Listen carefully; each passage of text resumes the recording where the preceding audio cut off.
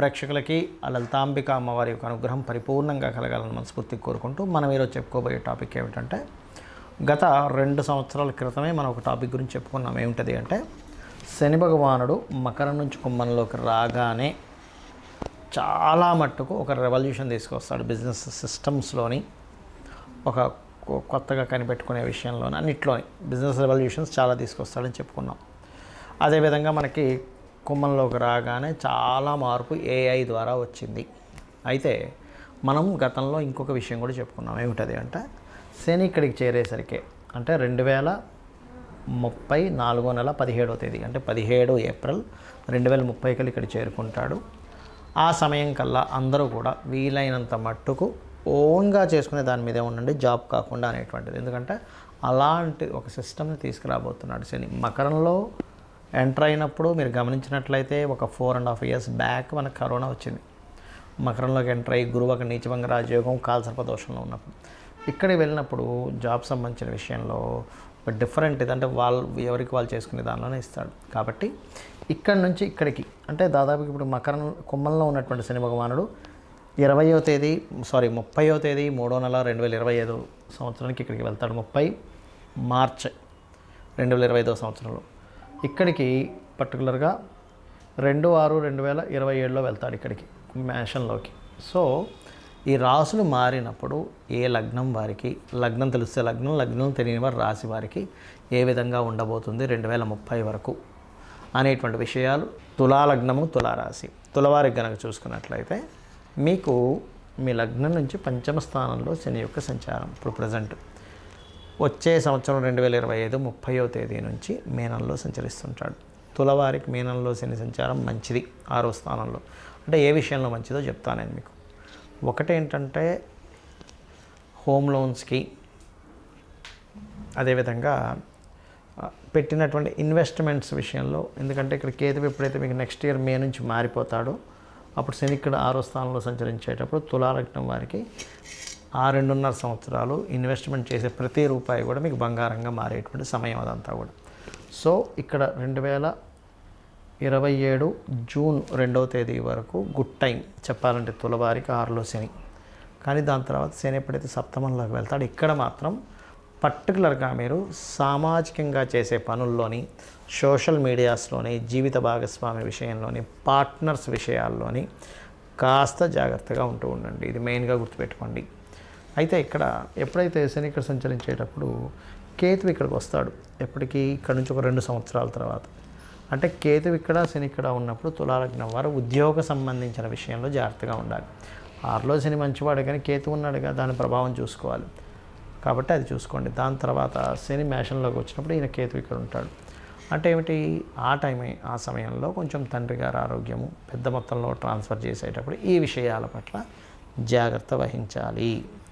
అయితే ఎప్పుడైనా సరే గుర్తుపెట్టుకోండి, మేజర్గా ఈ మేజర్ ప్లానెట్స్ ఉంటాయంటే శని, గురువు, రాహువు, కేతువు, వీటి ప్రభావం మనిషి మీద ఎక్కువ లాంగ్ టర్మ్గా ఉంటుంది. చిన్నవి ఏవైతే శుక్రుడు, బుధుడు, రవి, చంద్రుడు, కుజుడు ఇవన్నీ కూడా షార్ట్ టర్మ్లో తిరిగిపోతుంటాయి. కాబట్టి మీరు ఎప్పుడు కూడా గోవుకి బెల్లము, గ్రాసము, క్యారెట్లు, బీట్రూట్స్ ఇట్లాంటివి సకల దేవతలు గోవులో ఉన్నారనే భావంతో తినిపించడము, నవగ్రహాల్లో శని, కుజ, కేతు, రాహుగ్రహాల దగ్గర దీపారాధన చేయడము, ఇవి కనుక చేస్తున్నారనుకోండి ఖచ్చితంగా ఏమవుతుందంటే సప్తమంలో శని ఉన్నప్పుడు అంటే నీచ స్థానంలో ఉన్నాడు కదా, దీనివల్ల ఏమిటి జీవిత భాగస్వామి లేదా పార్ట్నర్స్ ద్వారా వచ్చే ఇబ్బంది చాలా మటుకు మీకు కంట్రోల్ అవుతుంది. అంటే రోజు గొడవ పెట్టుకునేది ఏదో వారానికో 15 రోజులకో ఒక్కసారి అలా చిన్నగా వచ్చి క్లియర్ అయిపోతూ ఉండడం జరుగుతూ ఉంటుంది. ముఖ్యంగా ఇక్కడ చాలామందికి జాతకాలు ఉండవు, డేట్ ఆఫ్ బర్త్ ఉంటే టైం ఉండదు, ఇంకొంతమందికి అసలు డేట్ ఆఫ్ బర్త్ కూడా ఫీడ్ అయి ఉండదు. అంటే అవుతా ఎప్పుడో రాసి ఉంటారు, ఎక్కడో పేపర్స్లో ఉంటుంది, పోతుంది, కొంతమందికి గుర్తుండదు. అలాంటి వాళ్ళు ఏం చేసుకోవాలి, సర్వసాధారణంగా అర్ధాష్టమ శని, అష్టమ శని, ఏలినాటి శని నడిచేటప్పుడు లేదా శని మహర్దశలు నడిచేటప్పుడు ఏం చేయాలో చెప్తాను. డేట్ ఆఫ్ బర్త్ లేదనుకోండి, మీరు ఎలా గుర్తించాలి అంటే మీకు పనులన్నీ స్లో అవుతున్నాయి, నిందలు ఎక్కువగా పడుతున్నారు, శారీరక శ్రమ ఎక్కువగా ఉంది, కానీ వచ్చేటువంటి లాభం మీరు పడుతున్న శ్రమకి 10% మాత్రమే వస్తుంది అంటే మీకు మహాదశల్లో కానీ ఏలినాటి శని రూపంలో కానీ, అర్ధాష్టమ శని రూపంలో కానీ, అష్టమ శని రూపంలో కానీ కొన్ని జరుగుతున్నాయని అర్థం.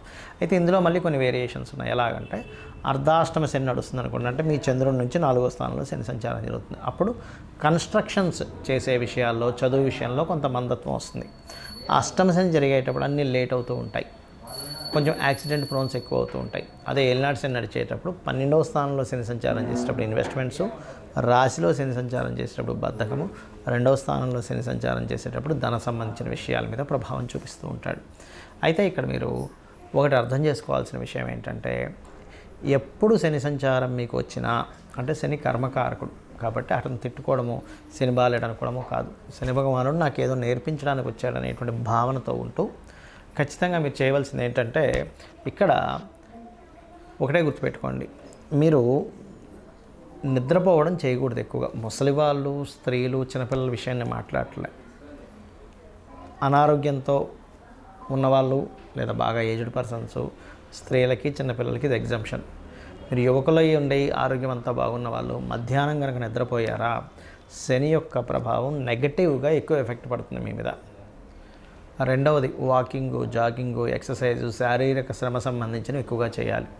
అప్పుడు దాని ప్రభావం మీ మీద పడదు.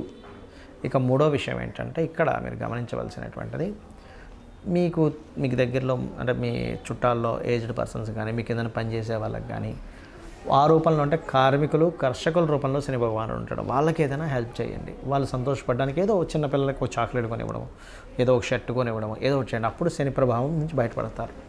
అయితే ఇలా ఉన్నప్పుడు గోచారపరంగా మనకేంటంటే, శని భగవానుడు ఇక్కడ ఉన్నప్పుడు రెవల్యూషన్ తీసుకొస్తాడని చెప్పాను. కానీ ఇక్కడికి వచ్చేసరికి ఏంటంటే, ఎవరికి వారు దేశంలో, ఇప్పుడు చైనా లాంటి దేశాల్లో చూడండి, ఎవరికి వారు ఇంట్లోనే ఒక చిన్న కర్మాగారంలా ఉంటూ ఉంటుంది. అలా ఎవరికి వారు ఓన్గా జాబ్ పరంగా సెటిల్ అయిపోవాలి. ఎందుకంటే ఎక్కడో నేను జాబ్ చేస్తాను, వాళ్ళు నన్ను చూసుకుంటాను అనుకుంటే తప్పు. శని ఇక్కడ జరిగేటప్పుడు గుర్తుపెట్టుకోండి, మేషంలో. బికాజ్ ఆఫ్ ఆ టైం అనేటువంటిది అప్పటికల్లా ఓన్గా చేసుకునేది ఇదే మీకు యోగాన్ని ఇస్తుంది. ఇది బాగా బాగా బాగా గుర్తుపెట్టుకోండి. అప్పటికల్లా సిచ్యువేషన్స్ చాలా మారుతాయి, టెక్నాలజీస్ ఇంకా మారుతాయి. ఎంత టెక్నాలజీస్ వస్తున్నా మనిషి యొక్క అవసరం పడుతూ ఉంటుంది. కానీ ఈ విషయంలో కాస్త జాగ్రత్తగా ఉండండి. నువ్వులు ముఖ్యంగా దానంగా ఇవ్వడం, అందులో ముఖ్యంగా తెల్ల నువ్వులు, నీలం వస్త్రము దానంగా ఇవ్వడం, గోవులకి బెల్లము, గ్రాసము లాంటివి తినిపించడం, వీలైనంత మట్టుకు సుబ్రహ్మణ్యేశ్వర స్వామి, ఆంజనేయ స్వామి లేదా లక్ష్మీ నరసింహస్వామి ఆరాధన, లేనట్లయితే కొన్ని శక్తిపీఠాలకు వెళ్ళి రావడము, ఇవి ఎక్కువగా చేస్తూ ఉండండి. ఇవి ఎంత చేస్తూ ఉంటే మీకు ఈ శని భగవానుడి యొక్క అనుగ్రహం అంతా కలుగుతూ ఉంటుంది. అంతేగాని మనం ప్రతిసారి నా టైం బాగాలేదు ఇట్లా అనుకోవడం కాకుండా ఇట్లా చేసుకోవడం అన్నీ ఖచ్చితంగా బాగుంటుంది. ముఖ్యంగా ఈ శని ఇక్కడ సంచరించేటప్పుడు కొన్ని రోగ సంబంధించినవి కూడా వస్తాయి దేశంలో, కొంచెం జాగ్రత్తగా ఉండాలి. అంటే దీర్ఘ రోగాలు అంటుంటారు చూసారు, ఒక పట్టాన పోకుండా ఉండేది. ఎందుకంటే సాటర్న్ ఈజ్ ది కర్మకారక ప్లానెట్. కొంచెం ఎప్పుడైనా శని కనుక ఒక్కోసారి చూడండి, అతను హెల్త్ ఇష్యూ కాంబినేషన్లో వచ్చాడు, హెల్త్ ఇష్యూస్ ఎక్కువ ఇస్తూ ఉంటాడు. కాబట్టి వీటి మీద దాని ప్రభావం అనేటువంటిది ఉంటూ ఉంటుంది. ఇక మీరు చండీ పారాయణం చేసుకోవడము, లలితా సహస్రనామాల్లో ఓం అనాకలిత సాదృశ్య చుబుకశ్రీ విరాజితాయే నమః.